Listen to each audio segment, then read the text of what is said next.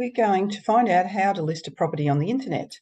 So to do that, we go via our property uploader, which is called EAC, Estate Agents Cooperative, and also Red Square.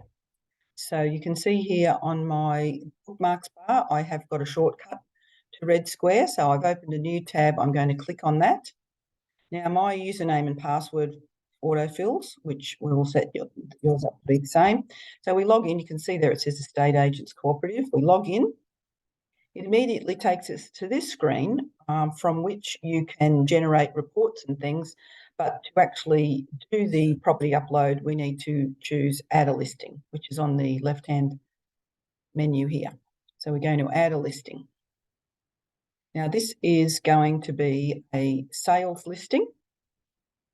And prior to this, we already obviously have to have had our photos taken. We have to have internet text written by the salesperson. And once we're all ready to go, we can start to get all the information in. So we choose add a listing, which makes sense. And then we just follow the prompts through. So we're going to add residential for sale. Now, we just follow this through. Obviously, Queensland, you would fill in all this information here, suburb, postcode. I'm actually going to, I have a draft for 12 Miranda in place, so I'm actually going to use that as my demonstration. So I'm not going to type every single thing, but you will be able to see what I mean. So after we've typed that information in, we click continue. Now it's going to take us to the next screen where we are required to add some more information. Because I'm working on a pre-existing one, I'm just going to jump back to my draft and we'll see. So if I hadn't already typed it in, here is where we would be taken next. So anything with the red asterisk already is required. So you have our heading. This will all be supplied by the salesperson, and the body of the text with some introductory paragraph normally, and then some bullet points. You can see I did actually input all of this with some spacing between, but for whatever reason, EAC likes to squeeze it in together. I'm going to add a couple more spaces in. We always add the disclaimer clause here, which just gives us, well, as you can see, it's saying we prepared this with our best information, but prospective purchasers may need to make their own inquiries. I'm just going to spread this out a little bit so that it displays a bit more nicely on the internet. Okay, so once we've typed in our text, you can add features if you want. We very rarely use that function, but we do have to add this information here. Property type, so we've got a few choices there. It's usually a house or a unit. If it's something in the bungalows, it'll be a relocatable home. Property is a house.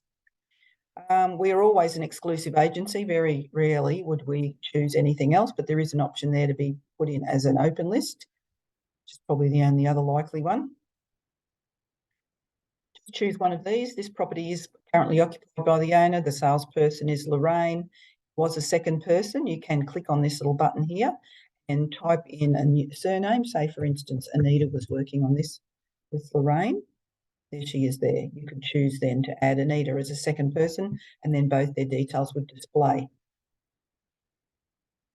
Now, this system automatically generates an EAC property ID, and it automatically selects an expiry date for the listing, which is usually 12 months from the date it was originally input. You don't need to change anything there. Now, this property location will be what we typed in on the first page. You can choose to display all or part of the information. Very rare that you would not put in the full address details. Now, the next most important thing we need to know, what is the pricing going to be? So if we didn't tick this box, it would automatically pick up whatever I've put here in the listing or lower price. But the seller has instructed that what they want is offers over the 880,000. By ticking the hide price box, we can then type whatever text we want in there. It's going to show us there that that is what will be displayed. The search price is usually the bottom of the range where we would like someone to be looking in if they were trying to find this property online. In this instance, I've left it the same as the listing or lower price, because what they're hoping for is a figure over 880.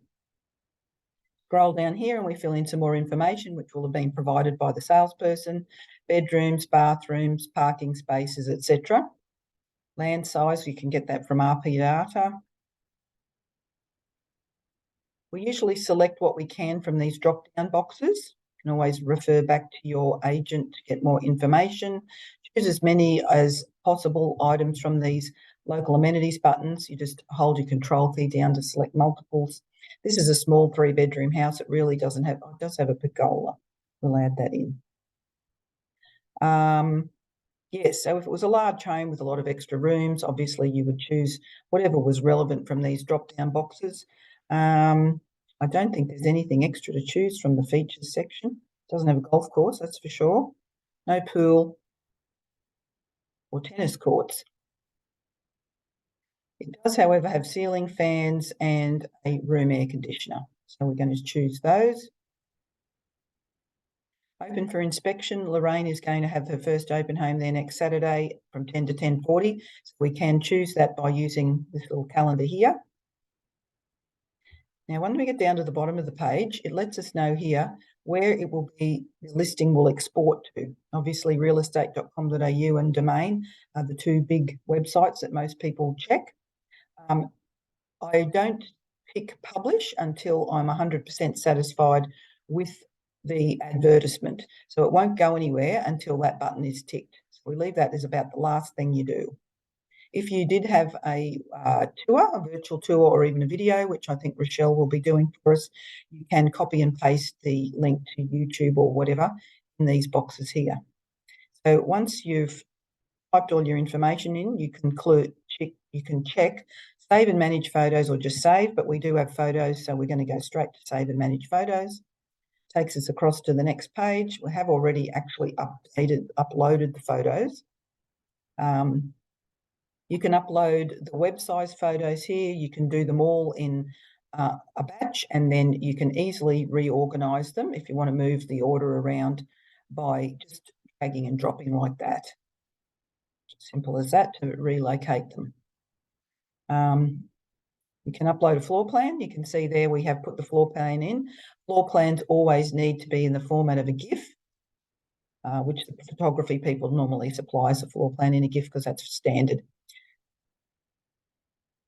The website also does give us a QR code, which is handy if you wanted to add that onto a flyer that you might be producing for the property. You can copy that. I usually snip it out with my snipping tool and keep that. New snip. Okay. Not going to work now, is it? Try again. New snip. Bad demonstration, this one. New snip. And we want to just draw around there. That's better. And then you can save it.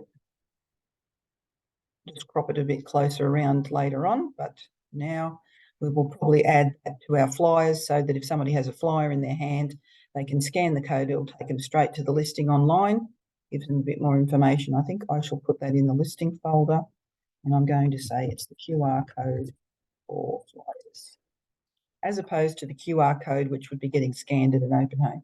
Now you can change that to a GIF if you want, which I will do.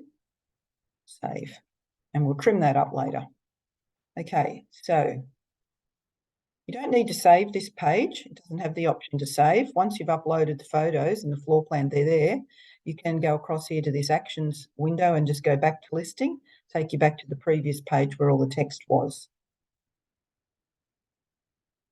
So once you're happy with everything, you would then check the box for publish, and it will be exported out to all of any website where we have an agreement. A lot of there are websites that export to real estate and then follow on through there, but that's the main ones. So that is how you do a new listing on EAC. If you wanted to go back in and change, add an extra open home, for instance, you can also do that on this stock list page. We're here on the stock list now. So as you can see here, Panorama Drive, which has been advertised for a little while, all the properties have a little drop-down menu there that you can click. Gives you a few options. You can edit photos, If you wanted to change the time or add a new time of an open home, you can take a little shortcut and make that change there rather than clicking into edit listing, or you can just go into edit listing. If you wanted to see now, for instance, this one, we know this is not been uploaded. It has that brown line around the edge of the listing, and it also says there that the text is brown rather than green. So these ones are all displaying on websites. This one is not. That's a quick way to tell. And you can see there, it gives us a little summary. That's the advertised price. So once you're happy with that, that is how you add a listing.